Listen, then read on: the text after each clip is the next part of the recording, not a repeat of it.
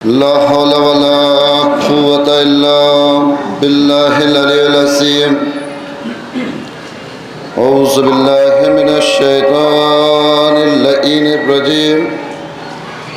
بسم الله الرحمن الرحيم. الحمد لله الذي هدانا لهذا وما كنا لنهتدي لولا أن هدانا الله. لقد جاءت رسل ربنا بالحق والصلاة والسلام وتحية والإكرام مولانا مولى الثقلين جد الحسن والحسين أبي القاسم محمد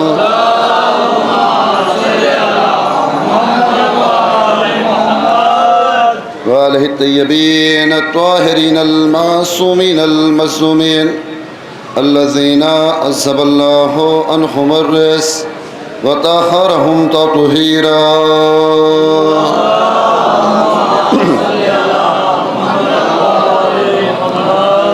أما بعد فقد قال الحق سبحانه تبارك وتعالى في محكم كتابه الحكيم وهو أصدق الصادقين وقوله الحق. بسم الله الرحمن الرحيم. قل لا أسألكم عليه أجرا إلا المودة في القربى. صلوات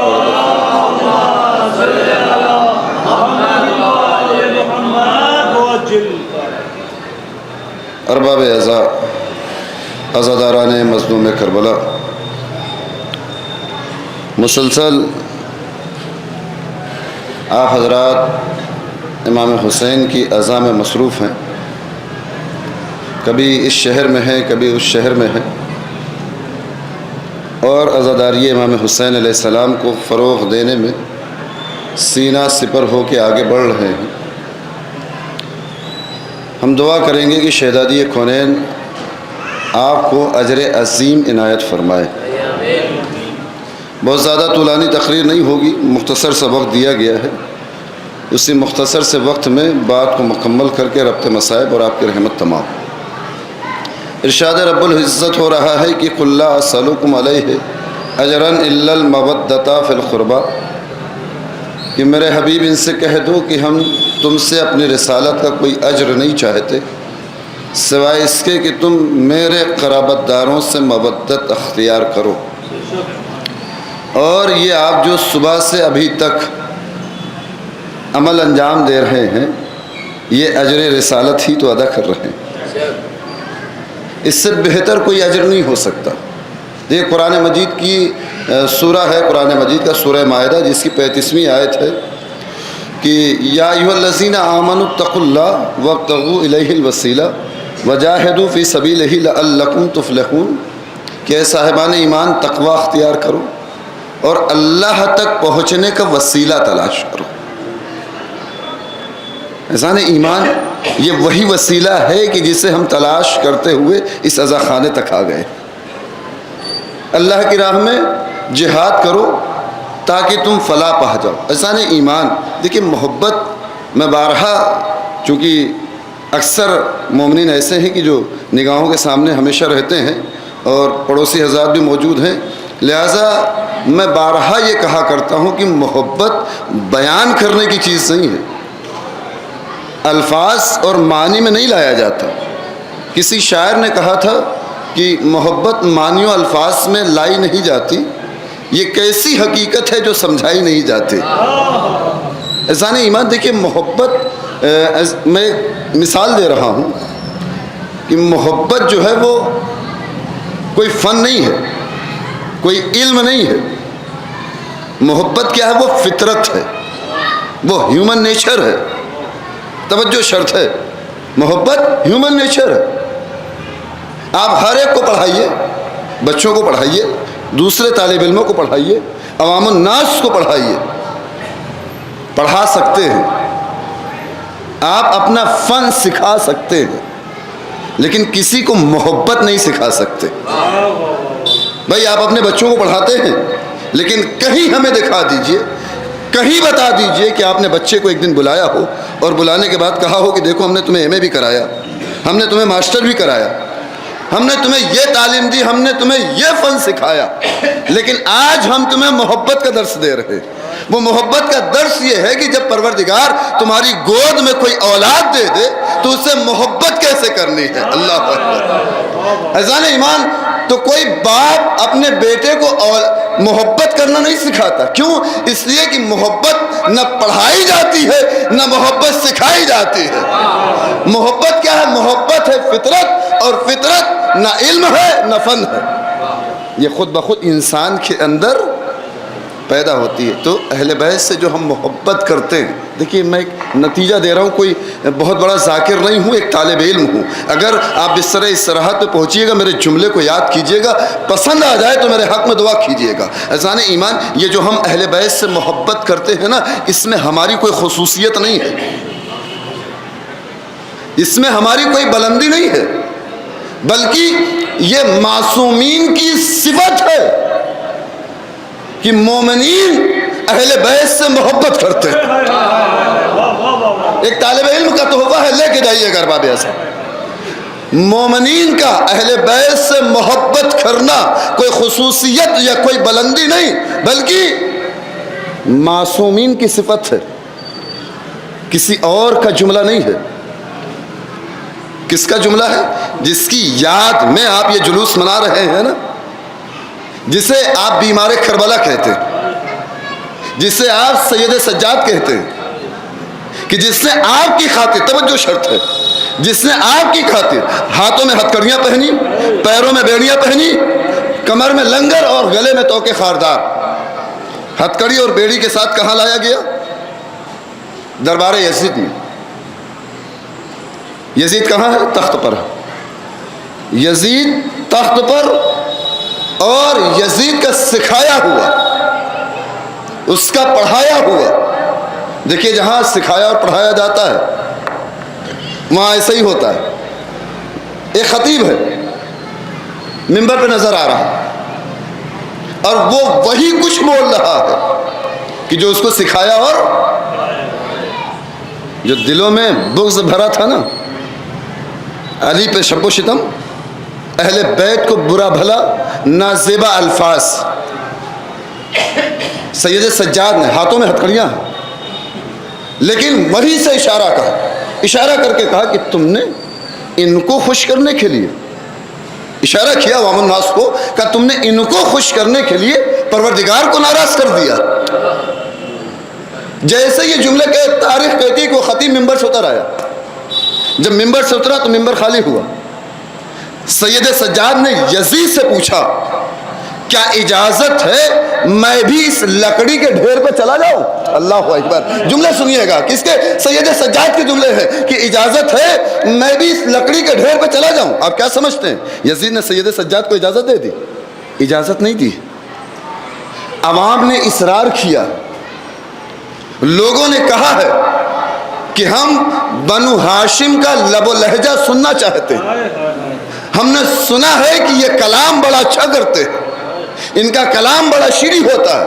اور خود یزید کا بیٹا کہ جس نے بعد میں یزید کے گناہ کو قبول کیا، اللہ اکبر، جس کا نام معاویہ ابن یزید ہے، اس نے اپنے باپ کے گناہ کو قبول کیا، اور مختصر سے وقت میں حکومت کو ٹھوکر مار کے یہ کہتے ہوئے کہ اگر میرا باپ گناہ میں شریک تھا تو میں گناہ میں شریک ہونے والا نہیں ہوں، ٹھوکر ماری۔ اپنے باپ سے کہہ رہے کہ جانے دو اسے، دیکھ نہیں رہے ہو، نہیں سا ہے، لاغر سا، ہاتھوں میں ہتھکڑیاں ہیں، پیروں میں بیڑیاں ہیں، کمر میں لنگر ہے، یہ جائے گا بھی تو کیسے جائے گا، اور بولے گا بھی تو کیسے بولے گا؟ لیکن یزید نے ابھی اجازت نہیں تھی۔ کیوں؟ اس لیے کہ یزید جانتا تھا کہ اگر آج یہ منبر پہ گیا تو ہمیں رسوا کیے بغیر نیچے نہیں اترنے والا، ہمیں رسوا کیے بغیر نیچے نہیں اترنے والا۔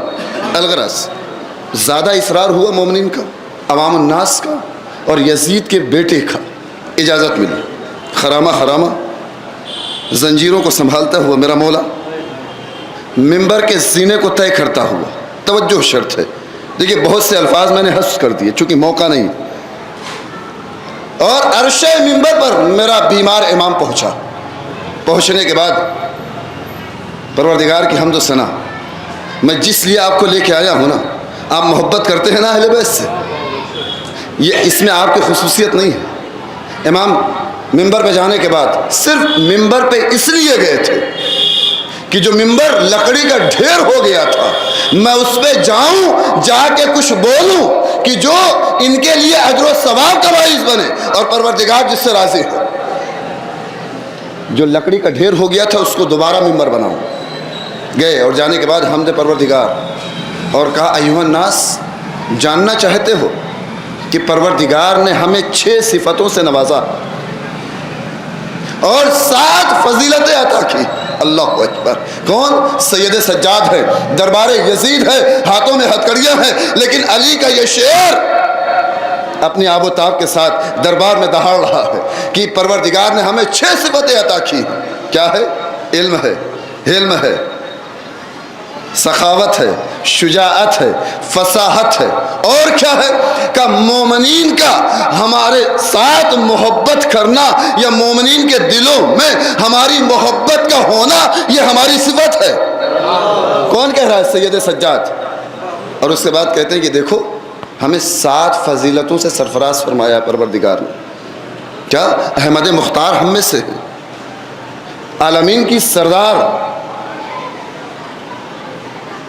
اللہ کی کنیز خاص جناب سیدہ فاطمۃ الزہرا، یہ ہم میں سے ہے۔ صلوات پڑھیں۔ اس کے بعد سید شباب اہل الجنہ ہم میں سے ہے، سبطین امت ہم میں سے ہے، احمد مختار ہم میں سے ہے۔ اور اس کے بعد ایک جملہ کہتے ہیں، میں آ رہا ہوں مصائب کی طرف ارباب اعظم، میں نے کہا بہت زیادہ طولانی تقریر نہیں ہوگی۔ سید سجاد کہتے ہیں من عرفنی فقد عرفنی، جس نے مجھے اتنے کے ساتھ پہچان لیا اس نے پہچان لیا، اور جس نے نہیں پہچانا ہے تو میں اس کے لیے مزید اپنا تعارف کرانا چاہتا ہوں۔ سن لو، خدا کی قسم امام کا یہ جملہ مجھے بھی بہت زیادہ عزیز ہے، مجھے بھی بہت زیادہ پسند آتا ہے کہ امام نے کہا کہ دیکھو میں مکہ اور منا کا بیٹا ہوں، میں مکہ اور منا کا بیٹا ہوں، میں زمزم و صفا کا لال ہوں، میں اس کا لال ہوں کہ جس نے ردا کے اندر زکوٰۃ کو اکٹھا کر کے غریبوں تک پہنچایا ہے، میں بہترین لباس والے کا بیٹا ہوں، میں غریب حسین کا بیٹا ہوں کہ جسے کربلا کے میدان میں 3 دن کا بھوکا اور پیاسا ذبح کر دیا گیا اور اسے کفن تک نہیں ملا۔ ارباب اعزا، آپ متوجہ گریہ ہیں، اللہ آپ کو کوئی غم نہ دے سوائے مظلوم کربلا کے۔ آپ کربلا کی یاد میں یہاں تک آ جاتے ہیں، لیکن کبھی تصور کیا کہ کربلا سن 60 ہجری تک کیا تھی؟ کربلا 60 ہجری تک ایک ویرانہ تھی، ایک جنگل کا نام تھا، لیکن ہمارا کروڑوں سلام اس غریب زہرا پر کہ جس نے 61 ہجری کی تاریخ میں کربلا کو کربلائے معلیٰ بنا دیا۔ آج کربلا نام ہے اس درسگاہ حسینی کا کہ جہاں سے یہ درس دیا جا رہا ہے کہ ذلت کی زندگی سے عزت کی موت بہتر ہے۔ آج کربلا نام ہے امن و امان کا۔ آج یقین جانیے کہ اگر ہمارے درمیان کربلا موجود نہ ہوتی تو تعلیمات اسلامی کا کوئی وجود نہ ہوتا۔ ارباب اعزا، مقدمہ مسائب میں اجازت دیں تو مقدمہ مسائب میں فقط ایک فقرہ فضائل کا عرض کرنا چاہتا ہوں۔ احساس کیجئے گا، شب عاشور جو ہے امام نے ایک کردار پیش کیا، ایک عمل پیش کیا جو مجھے بہت زیادہ عزیز ہے۔ ارباب اعزا، وہ عمل کیا ہے میں وہی بتانا چاہتا ہوں۔ ارباب اعزا، تاریخ گلدان کے مورخ نے قیامت کا جملہ لکھا ہے۔ وہ کہتے ہیں کہ جب محمد بن طارق نے اسپین پہ قبضہ کیا ہے تو 70,000 کا لشکر لے کر رات کے وقت شم میں لنگر انداز ہو گیا۔ ادھر فوجیں اپنے خیموں میں چلی گئی، فوج کا کمانڈر بھی اپنے خیمے میں چلا گیا، محمد بن طارق بھی اپنے خیمے میں۔ لیکن کچھ دیر کے بعد محمد بن طارق اپنے خیمے سے نکلتا ہے، ساحل پہ پہنچتا ہے، کشتیوں کو جمع کر کے انہیں آگ کے حوالے کر دیتا ہے۔ ادھر کشتیاں جل رہی ہیں، ادھر فوج کے دل سے بغاوت کی چنگاری اٹھ رہی ہے۔ فوج کا کمانڈر آگے بڑھ کے پوچھتا ہے محمد بن طارق تم نے کشتیوں کو آگ کے حوالے کیوں کیا؟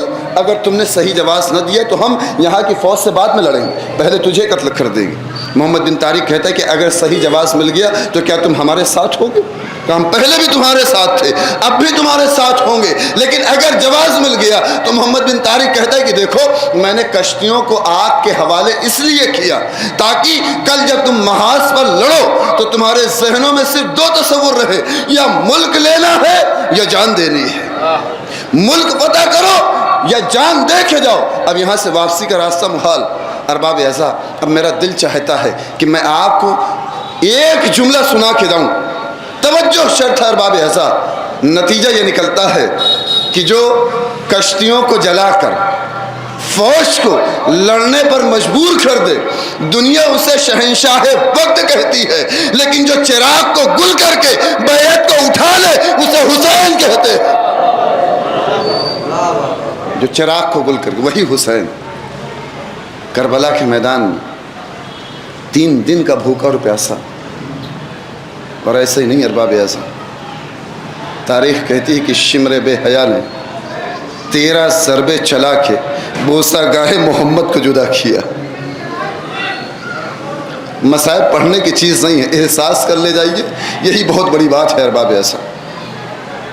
13 ضربے چلا کے ہر ضرب پر امام حسین نے کسی نہ کسی کو یاد کیا ہے۔ عمر سعد نے شمر سے پوچھا بھی تھا کہ جب تو ضرب چلا رہا تھا تو حسین کے لب ہل رہے تھے، ایسا لگ رہا تھا کہ حسین کچھ کہہ رہے تھے۔ کہ جب میں نے پہلی ضرب چلائی تو حسین نے پروردگار کو یاد کیا، دوسری ضرب چلائی تو حسین نے اپنے نانا کو یاد کیا، جب تیسری ضرب چلائی تو حسین نے اپنی ماں کو یاد کیا۔ اس کے بعد اے عمر سعد میں ضربے چلاتا گیا، حسین کے لب ہلتے گئے، آواز آتی گئی، بھیا عباس، بھیا عباس۔ ہر باب ایسا متوجہ گریہ ہیں۔ آ گئی وہ شام کی جسے شام غریبہ کہتے ہیں۔ وہ شام جو ہے وہ رات زینب میں بڑی بے چینی سے گزاری، لیکن جب 11 محرم آئی، ارباب اعزا بس میں آپ کو بیمار کربلا تک لے کے آنا چاہتا ہوں کہ جس کے ہاتھوں میں ہتکڑیاں ہیں۔ 11 محرم کی صبح نمودار ہوئی تو یہ فوج آدھا ہاتھوں میں آہنی زیور لے کر سید سجاد کے قریب آتے ہیں، ہاتھوں میں ہتکڑیاں پہناتے ہیں، کمر میں لنگر ہے، گلے میں توقے خاردار، پیروں میں بیڑیاں پہنانے کے بعد یہ اہل حرم کو اونٹوں پہ سوار کیا گیا۔ ارباب اعزا جب 11 محرم کو یہ قافلہ نکل رہا تھا تو وہاں بہت سی مائیں موجود تھیں اور ہر ماں پریشان نظر آ رہی تھی۔ ارے ام لیلہ تھی، وہ بھی پریشان نظر آئیں کہ میرا لال علی اکبر دفن ہوا کہ نہیں دفن ہوا۔ فروا بھی موجود تھی، وہ بھی پریشان نظر آئی کہ میرا لال قاسم دفن ہوا کہ نہیں دفن ہوا۔ ارباب اعزا جناب زینب بھی موجود تھی کہ میرے لال اونو محمد دفن ہوئے کہ نہیں دفن ہوئے۔ ارباب اعزا کربلا کے میدان میں 11 محرم کو اگر کسی کو اطمینان تھا تو فقط رباب کو کہ میرا لال اصغر دفن ہو گیا، لیکن یہی اطمینان لے کر جب اونٹ پہ سوار ہوئی اور نوکے نیزہ پہ نظر پڑی، علی اصغر کا چہرہ نظر آیا تو یہ کربناک منظر دیکھ کر چوبے محمل پر اتنی زور سے سر مارا کہ ساری زندگی خون نہ بند ہو سکا۔ آواز میرے لال جب تو دفن ہو گیا تھا تو تجھے دوبارہ کس نے شہید کیا؟ اجرکم علی الزہرا، اللہ کو کوئی غم نہ دے سوائے مظلوم کربلا کے۔ ارباب اعزا بس آخری روایت ہے اور بات تمام ہو رہی ہے۔ ارباب اعزا یہی 11 محرم تھے کہ جب اہل حرم کا لوٹا ہوا قافلہ سید الشہداء اور شہداء کربلا کے درمیان سے گزارا جانے لگا، سید سجاد نے اپنے باپ کا عریاں لاشا دیکھا ہے۔ ارباب اعزا بس 2 منٹ میں مجلس تمام ہو جائے گی، جتنا پرسہ پیش کرنا ہو امام حسین کا پرسہ جناب شہزادی کونین کی خدمت میں پیش کیجئے۔ ارباب اعزا اگر زندہ رہے تو اگلے برس یہ غم ہوگا اور ہم ہوں گے، اور اگر چل بسے تو یہ اپنا سلام آخر ہوگا۔ ارباب اعزا 11 محرم کو جب سید سجاد یہ شہداء کے لاشوں کے درمیان سے گزارا جانے لگا تو سید سجاد یہ منظر دیکھ کر چہرے کا رنگ متغیر ہو گیا۔ جناب زینب نے دیکھا، قریب آئی، کہا میرے لال کیا تم بھی ہمارا ساتھ چھوڑ دو گے؟ کہا پھوپھی اماں آپ دیکھ رہی ہے کہ جس کا جوان بیٹا موجود ہے اس کا لاشا عریاں پڑا ہو۔ ارباب اعزا توجہ شرط ہے، جب یہی امام قید و بند کی زندگی گزار کے مدینہ واپس آئے تو امام کے ایک صحابی ہیں جن کا نام ہے منہال خدمت میں بیٹھے ہیں کہ ایک مرتبہ میرا مولا گویا ہوتا ہے، کہتا ہے منہال کربلا میں تمہارے امام کے اوپر چند مقامات ایسے آئے کہ اگر میں امام نہ ہوتا تو مر جاتا۔ منہال کہتے ہیں کہ میں اٹھا اور اٹھنے کے بعد اپنے مولا کی خدمت میں دست ادب کو جوڑنے کے بعد کہا مولا ان مقامات میں سے کوئی ایک مقام ایسا بتائیے کہ جہاں آپ امام نہ ہوتے تو مر جاتے۔ منہال کہتے ہیں، منہال سے کہتے ہیں مولا منہال 11 محرم کو ہمیں شہداء کے درمیان سے گزارا گیا۔ ارباب حضرت تصور کیجئے کہ اگر ہمارے یہاں کسی کی مٹی ہو جاتی ہے تو مردوں کو تو قرار آ جاتا ہے لیکن عورتوں کو قرار نہیں آتا۔